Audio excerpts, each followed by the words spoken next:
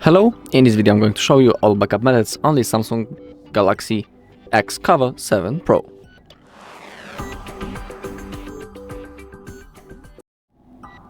Okay, so let's begin. Let's open up the settings first. And now let's type backup. And here we have a long list, but let's click on accounts and backup. And in here we can simply create all of them. So let's begin with the Samsung Cloud. Let's click on backup data.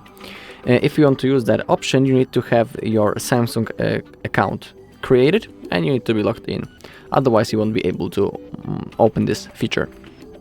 So in here, simply select what you want to copy.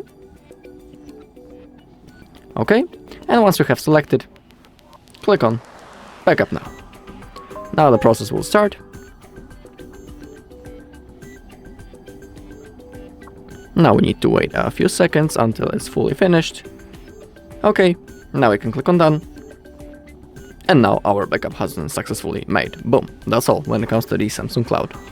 And now let's go for the external storage transfer. Let's click on that. Now let's click on more. Let's click on allow. And now you need to simply have your external storage plugged in. So let's plug it into our Samsung. Now the device should appear on the screen. Yeah, USB storage. Now click on backup to USB storage. Now again the process will start. We need to wait a few seconds. And now we need to select what we want to backup. It can be everything, just calls and messages, or the custom version in which you manually select or unselect the apps and things that you want to copy or not to. I'll just select just calls, contacts and messages. Click on next. Click on OK. Now the process will start.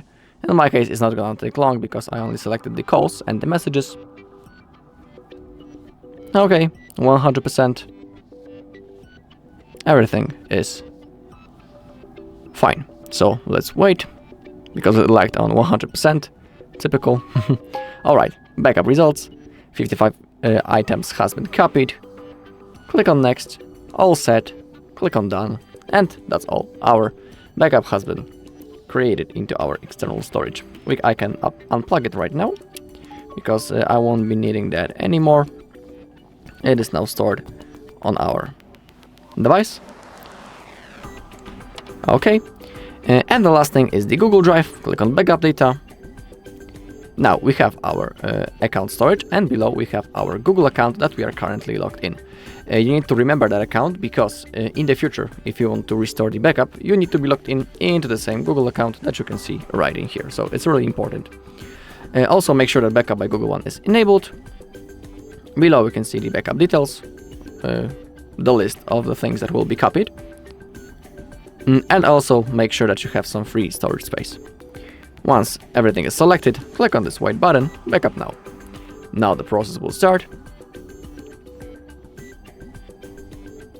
And now, under the backup word, this thin bar appeared and is starting slowly to fulfill.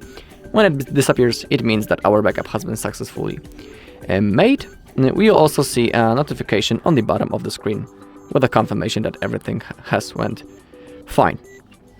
Alright, so I'll see you once it's finished.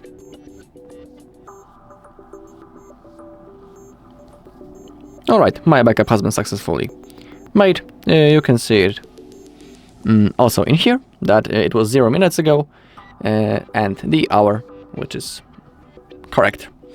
And that means that everything went just fine. Alright, and until in this video, thank you all for watching. If you found this video helpful, please leave a like, comment and subscribe.